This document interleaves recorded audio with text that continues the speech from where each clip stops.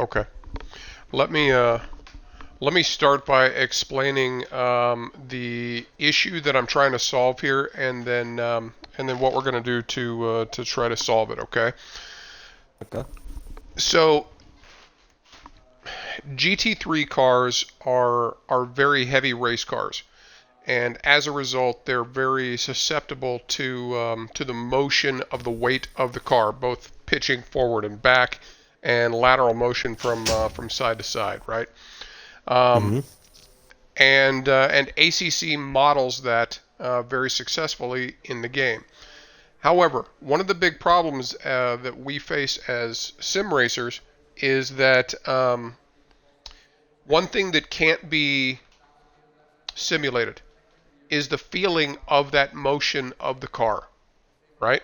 So unless you have a very, very good motion rig, you're never going to get any sense of the movement of that weight of the car, right? True. And the problem is that weight transfer creates an enormous amount of instability in the car, which affects your ability to go fast around the track. Okay, and if you're disconnected from it and you can't feel it, then it makes it very difficult for you to progress as a sim racer because you have to be able to control that weight transfer in order to get the most out of a car on any particular track, right? Um, Now, I think that as a sim racer gets more experienced, they start to intuitively understand that a little bit, and they get a little bit better at controlling the car as a result. But I think that varies a lot from sim racer to sim racer, you know, and some people kind of pick up on that more quickly, and some people take a little bit longer to really understand what that means. And I think one of the big reasons that the aliens, you know, are able to go as quick as they can is that they have a very intuitive understanding of how that weight transfer affects the car, and they are able to drive within the limits of that weight transfer and control it a lot better than us mere mortals can, right? So that's the problem that we face as sim racers, and I spent a lot of time trying to come up with a way to frankly work around that as best we can, and try to short circuit the learning process of that weight transfer. And what I'm going to show you and have you work on is the drill that I've come up with in order to do that. Um, the fundamental idea behind it is we are going to intentionally unbalance your car fairly drastically. Okay, Okay. and you're going to have to drive the car like that. You are not going to be able to go very fast because the car can't handle it. But what you're going to find out, I hope, is that by doing this, it's going to create a much better understanding between you and the car of how that weight moves around and how what you do with your inputs affects that weight transfer. Okay? Okay. That is basically what we're going to try to do. And this will so the what I'm going to have you do as far as setup goes will vary from car to car. So anybody who watches this later, you need to understand that what you set up in your car to do this may be a little bit different than what Dell and I are going to be using here, because the settings that I've picked are ones that I tested out myself earlier today to make sure the car felt the way that I wanted it to. But Dell, here's what I want you to do. Just go ahead and load the aggressive preset, Okay. and Alright. let's see. Go to your mechanical grip page first, and change your Mm-hmm. brake bias to 55%. 55. There we go. Now go to your aero Alrighty. page, Mm-hmm. max out the rake. So ride height should be all the way up to 90 millimeters, and in the back, and front should be all the way down to 50 millimeters. Okay. That is done. And then lower the rear wing to 1. Oh god, this car's gonna be undrivable. It certainly would be if you tried to race in it. No question about it. Okay, so wing is at 1 now. What else do I do?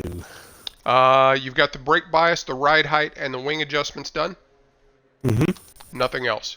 Okay? Nothing else. Okay. Nothing else. So here's what's going to happen. I want you to start doing some laps, right?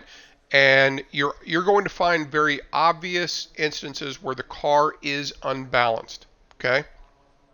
Okay. The only way that you're going to be able to get around the track is to smooth out your inputs. Because what you're going to find is if you get too hard on the brakes, the back end is going to want to come around on you.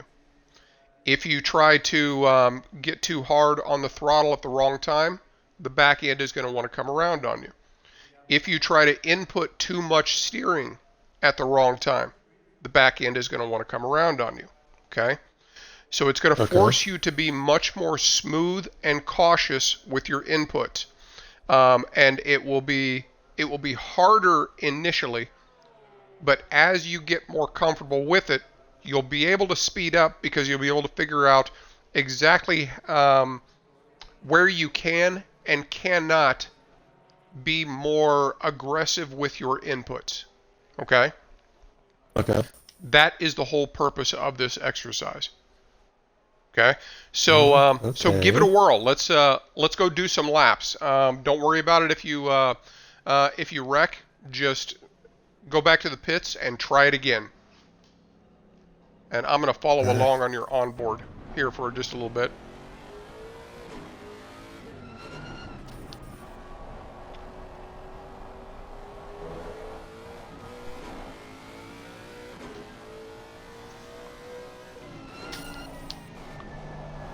yeah, I can already feel it there.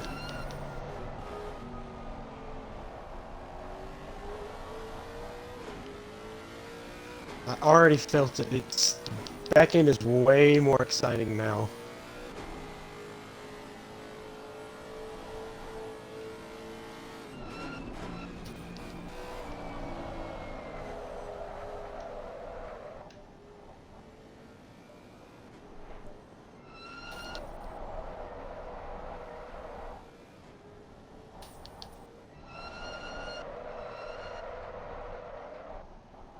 Wow.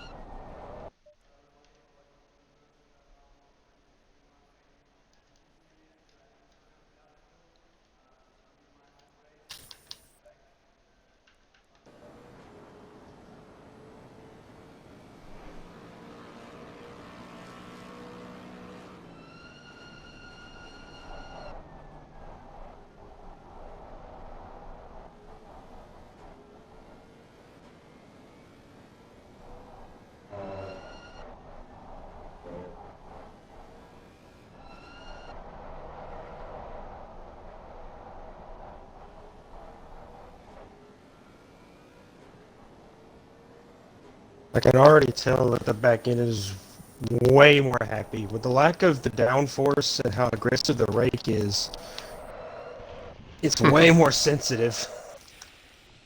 Say that again. It's way more sensitive to any input. It's way more sensitive.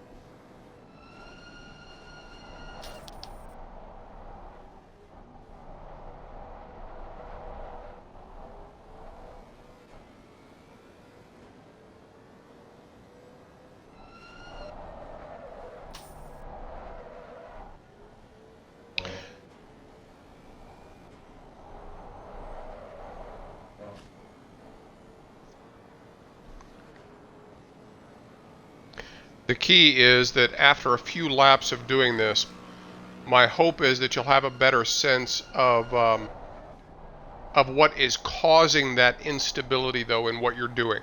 You know what I mean? Mm-hmm. Because the exact same thing happens with your normal setup when you're running race laps. It's just that the setup is better so it can handle that weight transfer better, right? But the exact same Yeah. motions are taking place. We're just looking at a very extreme version of those motions.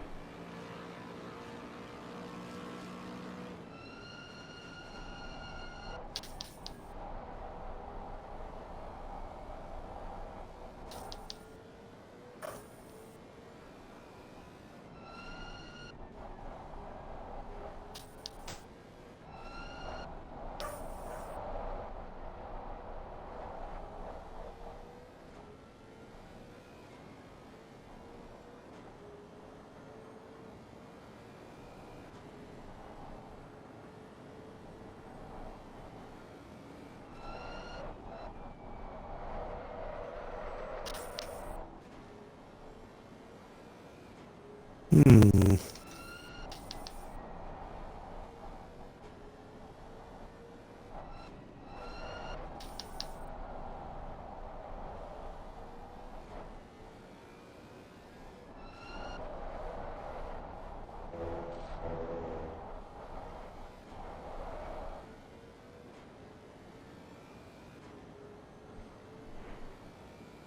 Can you see how when you go on the brakes and start to turn the wheel, how the weight is shifting up onto the front and that back end really becomes light?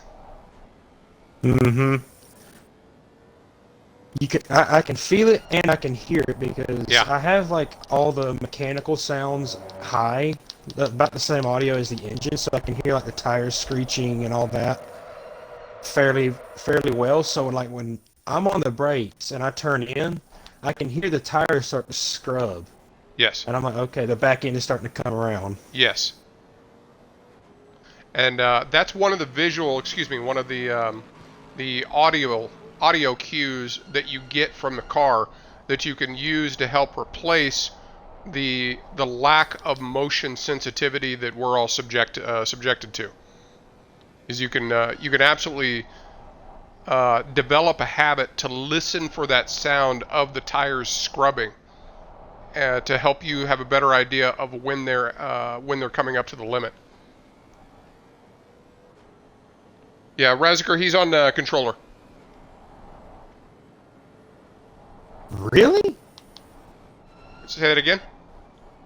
He's really on a controller? Wow. No, you are, aren't you, Dell? Yeah, I'm on a controller. You know, Razikar was asking on my Twitch channel, and I was telling him that you Oh, were on a okay. controller.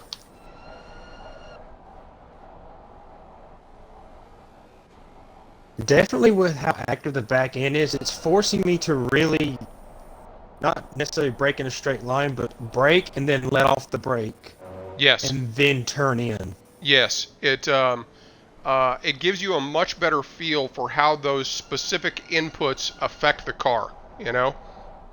Mm-hmm.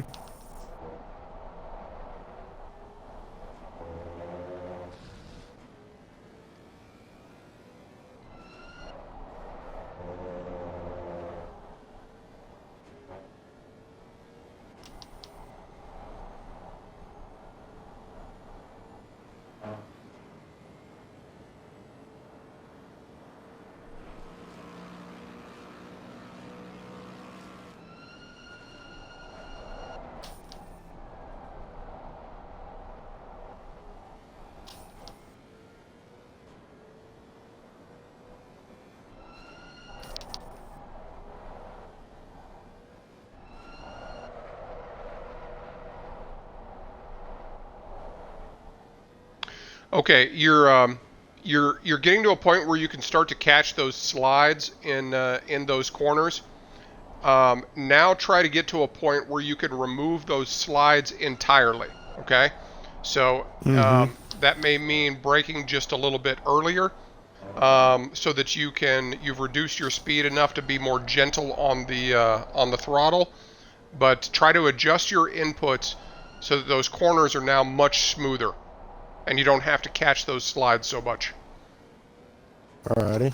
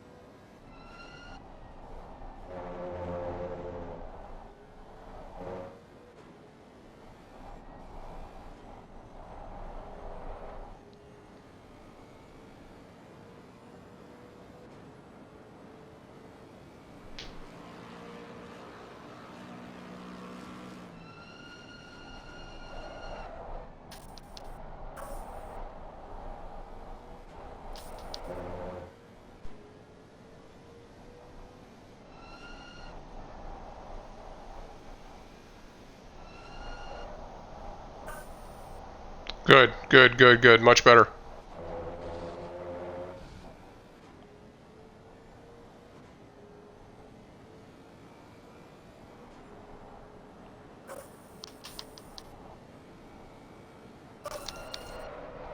I felt it getting light. I felt Mm-hmm. it getting light. Mm-hmm. Because think of it this way: even in a race with your normal setup, right? Mm-hmm. These types of things are happening to a lesser extent, right? So if you have the back end moving around on you, and you're going past the slip angle where the tires start sliding, you know, then they are not providing grip the way you want them to in order to generate speed. Okay, Mm-hmm. so what you'll you know what you'll see real life GT3 drivers doing is rarely breaking the tires loose. Um, they try very hard not to slide the car at all because it does two things.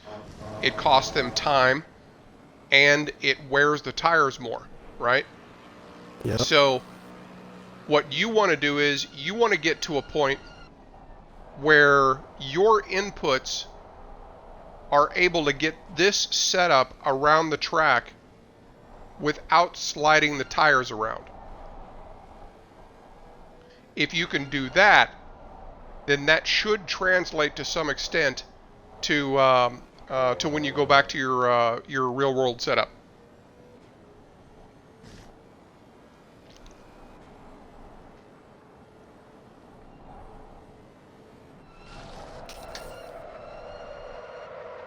That's okay. Come on back to the That pits. that was my fault. I knew I was getting a little too low. Do me a favor. Do you have the ability to switch your in-car camera view? Yes, sir, I do. Go to the jump into my car and go to the view that shows the steering wheel. Okay, give me 1 second. Hmm. Okay. All right. I'm in Okay. your view of the steering wheel. Okay. And now watch me. It'll take me a couple of laps to get a feel for this thing again, but see if it makes sense. And it's going to be a little bit different because I'm on a wheel, obviously, and that's just not the same, as a controller. Of course.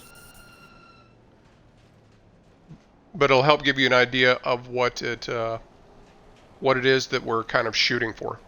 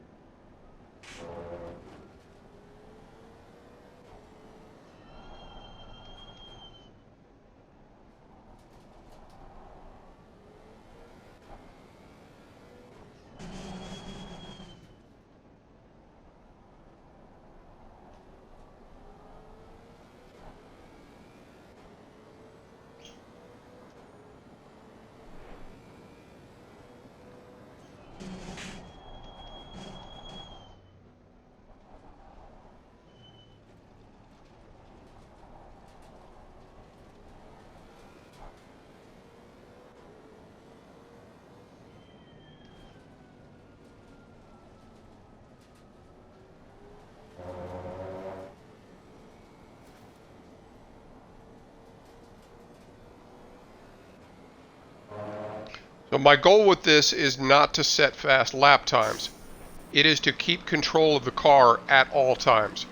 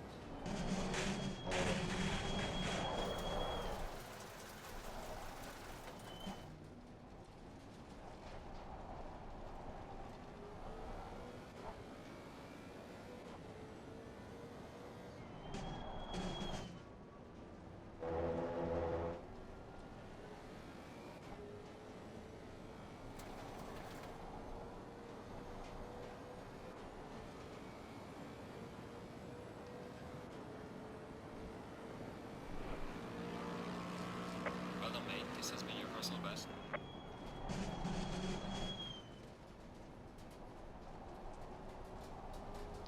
When I do this, what I'm focusing on is how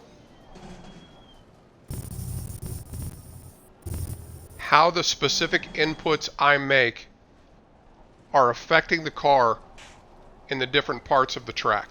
Okay? So Mm-hmm. I am gradually trying to figure out exactly what those inputs do at every braking zone and turning point.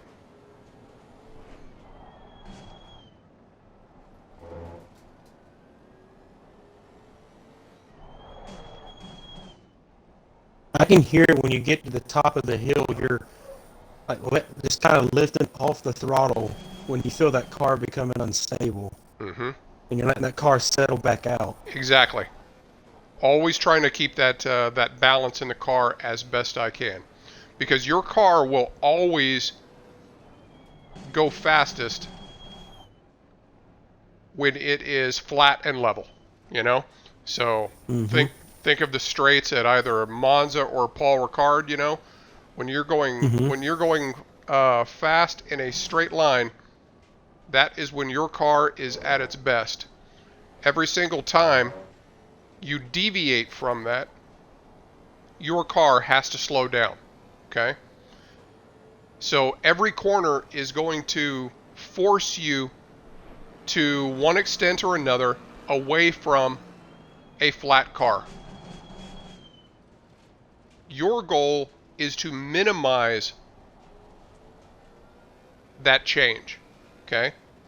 And what Mm-hmm. happens is if you don't understand how that balance shifts and how your inputs affect that, then you increase the amount of disruption in the weight transfer of the car. And your car has to go even slower than it would if you're able to minimize that weight transfer.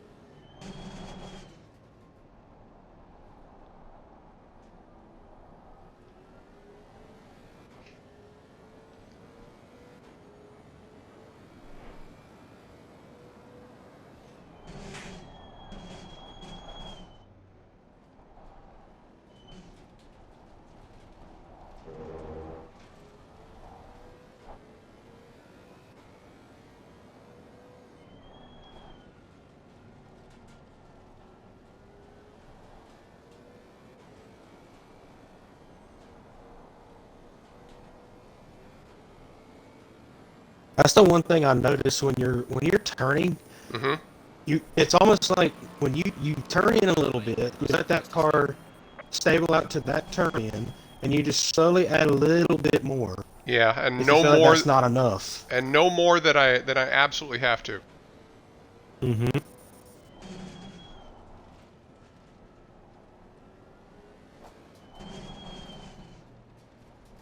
And same thing with the brake. You know, the um, the car pitches forward and backward, right? The harder I Mm-hmm. brake, the more it's going to pitch forward, and the car is going to be less flat than it was before. And the good thing about this setup is when it throws that car forward, any little bit of turn in you give it, it's going to react very abruptly to that You turn got in. it.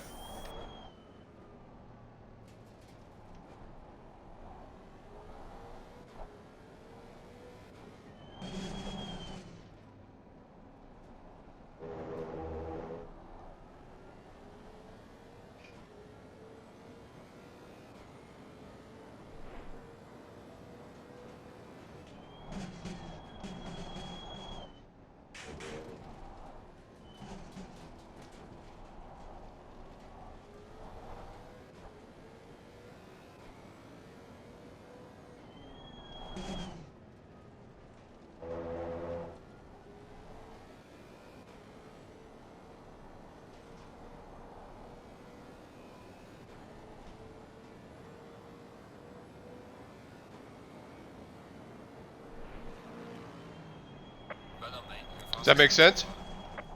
Makes perfect sense to me. Try it again one more time.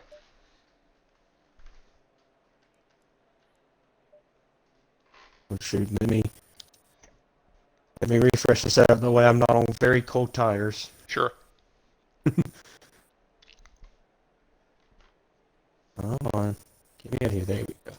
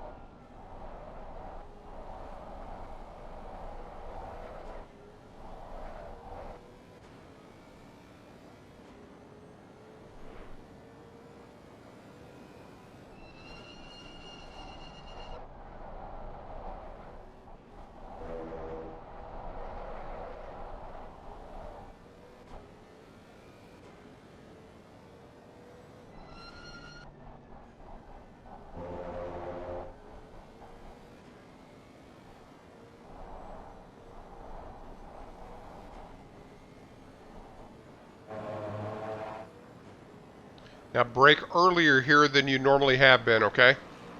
Mm-hmm.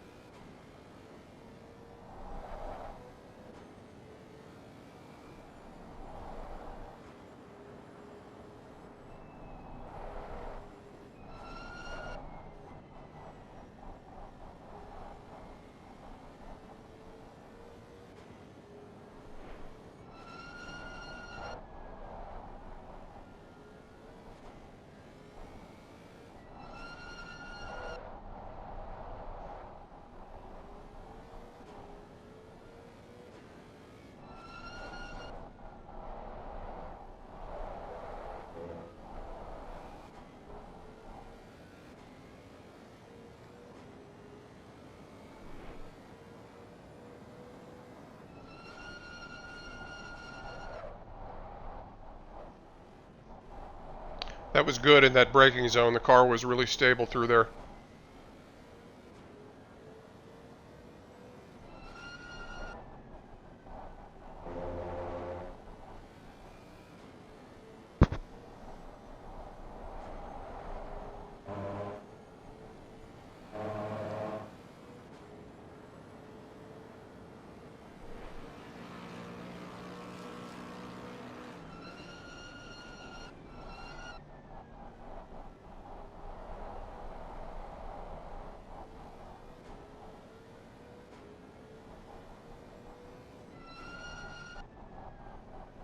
Good.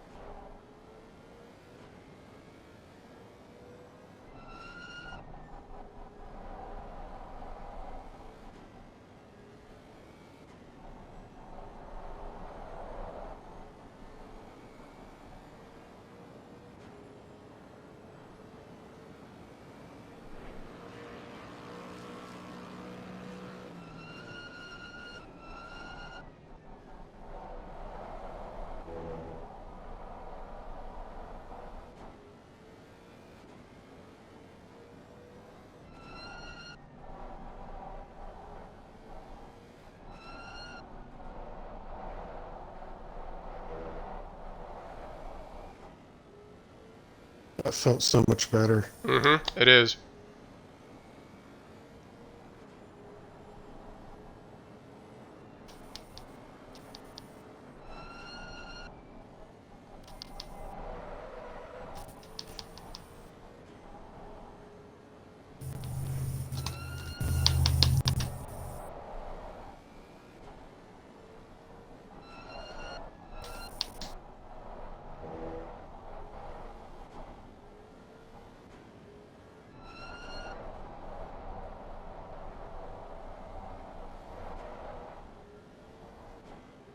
Good. You're starting to blend your inputs a little bit better through those two corners, which are really tricky.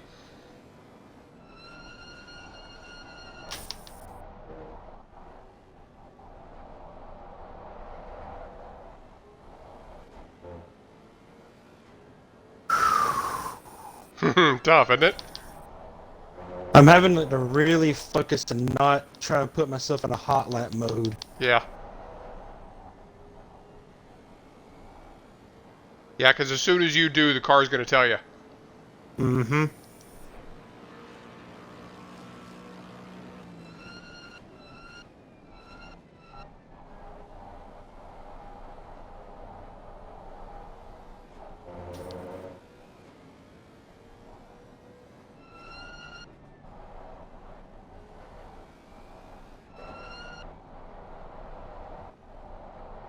Mm-hmm.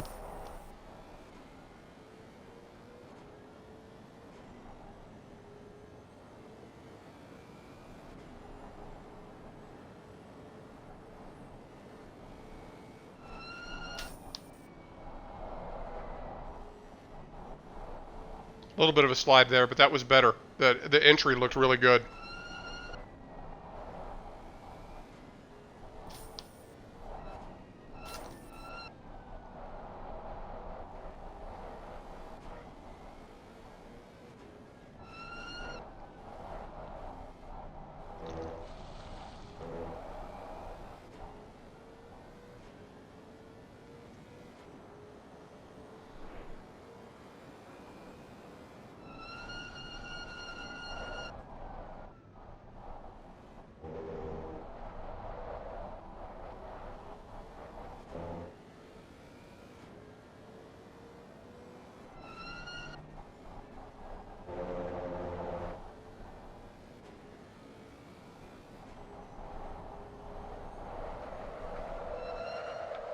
That's okay. Come on back to the pits.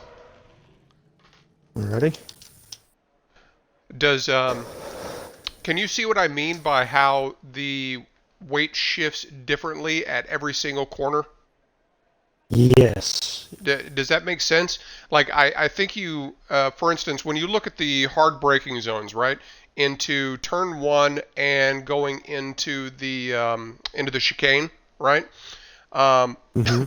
it looked to me like you were starting to understand that that look, the car just functions better if I have it very straight under hard braking. You know what I mean? Whereas Mm-hmm.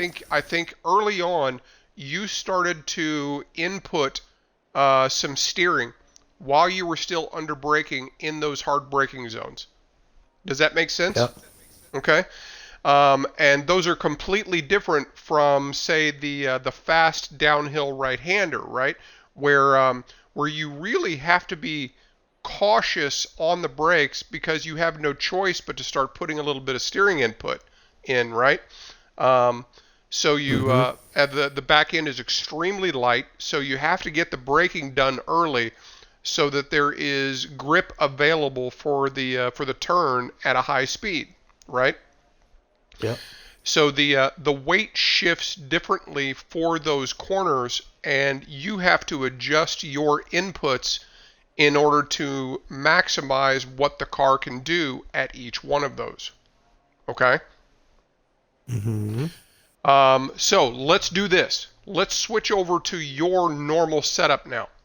And then what I want to see is if you are able to translate any of that understanding and feel into what you would normally do, right?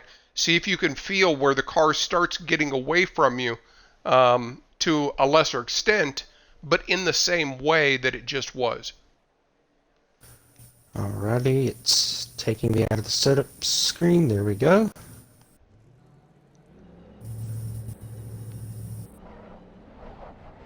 Okay.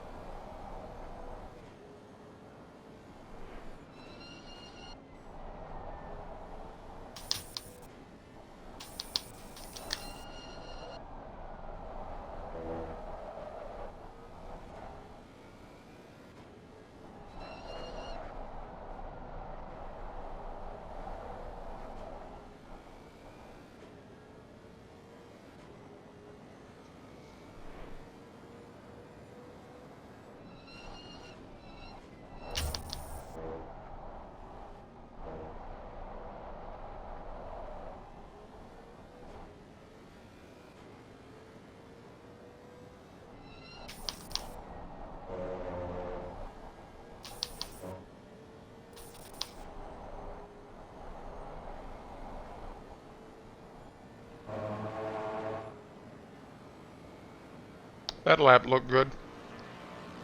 It felt good.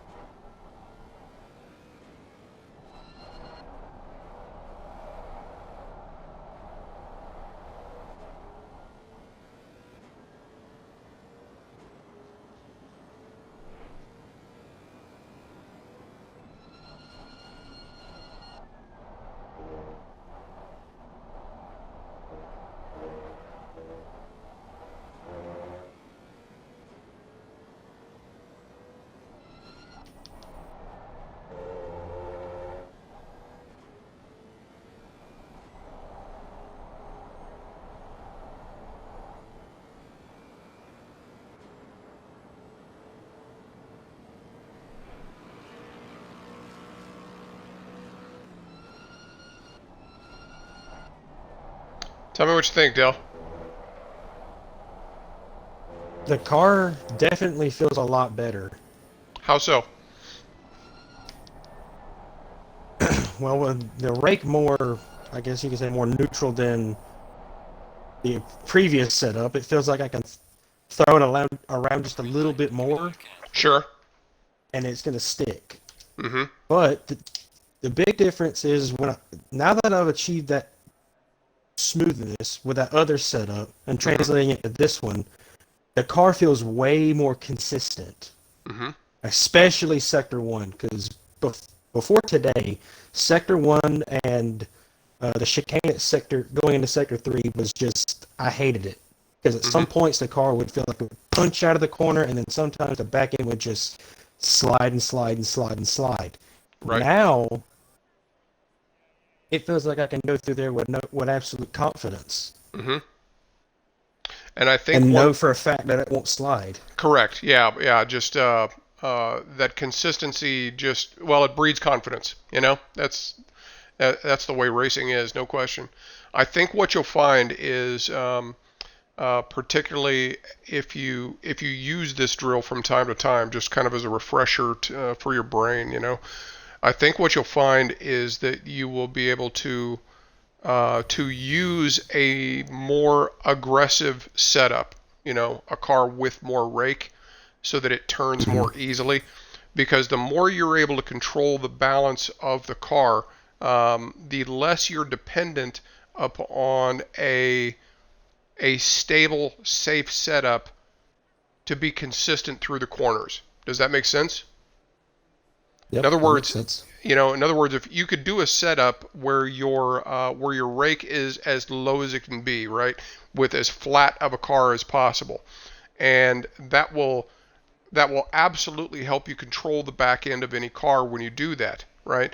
But it will also make a more understeery car and make it more difficult for you to turn and carry speed through corners, okay? Mm-hmm. But if you start to really understand how the balance of the car works, and you work on, those smoother inputs so that you're controlling that balance, now it's not you're not as dependent on the setup to keep the car flat, right? Because you were able Yeah. to do that yourself. And when you start progressing along those lines, then that allows you to start adding more rake to the car, making a more nimble and agile car that you are still able to control. Yeah. Does that make sense? Makes sense to me. Okay, well, that's basically the goal of this. So, take this with you, And I think my suggestion is that I think there are a couple of times where it's useful. Either when you're first getting to a track, and prepping for a race, where you do a few laps with a severe setup like this, um, so that you can get a better understanding early on of how the car is moving around on that particular track, right? I think that's one place where it's really useful. The other time is if you get like midweek and you feel like you're stuck on a track, and just don't know where to go next, either with your setup or with your driving. Hmm. I think that's a good time to pull this out as well and do a few laps there, because it might teach you something that you haven't been able to figure out on your own. Yeah. Okay. I think my biggest takeaway from this is when you are smooth, you don't feel as if trying to figure out how to word this. It really forces you to get out of the hot lap mindset of I gotta go as fast as possible. You're more focused on okay, don't overload the car. Mm-hmm. Because when you gave me that real aggressive setup, I was I immediately when I started the second lap of it, I was like, okay, I cannot push this car very hard. I have to be very gentle with it everywhere. Mm-hmm. And as soon as I got in that mindset, I was like, okay, this car does not feel as bad as it did on the first lap. Right. And then when I switched over to my setup, I went into that same mindset of, okay, take this outlet, feel how it's different, and then just be as gentle as possible on the second lap and see how the car feels. And it was a night and day difference. The car was not skidding as much, Mm-hmm. but even with the difference, it wasn't even the different setup. It was my mindset of, okay, when you're heavy on the brakes, come off the brake and then steer in. And then when I did that going into that first corner, the car didn't slide. It didn't try to understeer. It just turned in Mm-hmm. and went the line I wanted to be on. Mm-hmm. And I was like, wow, this is different. Yeah. It really, once your awareness changes, it changes how you drive the car. You know, I don't think there's any question about that. And you're absolutely right about that when you start smoothing out your inputs, you find out that the car reacts entirely different to what you're accustomed to. You know, and I think that, don't get me wrong, you can reach a certain point where you can really start putting some aggression back into your driving, right? But I think it becomes informed aggression, right? So just like when you were driving with the very aggressive setup, after you've done 5 or 6 laps, you start to realize that there are points in the lap where you can be a little bit more aggressive on the brakes, or a little bit more aggressive with the steering, or a little bit more aggressive with the throttle. And even a setup as extreme as that can handle it, right? Hmm. But that doesn't mean you're not smooth. It just means that you've now figured out places on the track where you can be more aggressive within that smoothness. Do you know what I mean? Yeah. And I think that's probably the biggest thing that translates long term. Um, if you can learn to be smooth, then with your regular setup, the car is going to be able to take more punishment in certain areas. But if you're fundamentally smooth and then find out those areas where the car can take more, now you're getting the best of both worlds. Hmm. Okay? Yep. So, anyway, that's what it's about, man. I hope it helps. Play with it a little bit, and see what you think, and keep me posted, because I've done this with Devil Dog, and he liked it a lot, but I want to hear from other people as far as what kind of effect it has on them over a couple of weeks or so of playing with it. And in particular, since you're on controller, that changes things a little bit. So I'm very curious to see what it does for you. Okay. Hmm. So play with it. Keep me posted. I will. I will. Any questions? Uh, no, I don't think so. Okay. Well, good luck then, is what I'll tell you.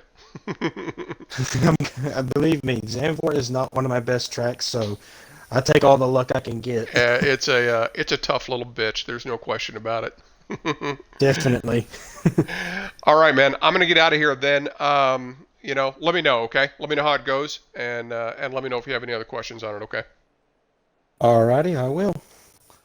Cool, man. Take care. We'll talk to you later, okay? 10-4. See you later. Take care.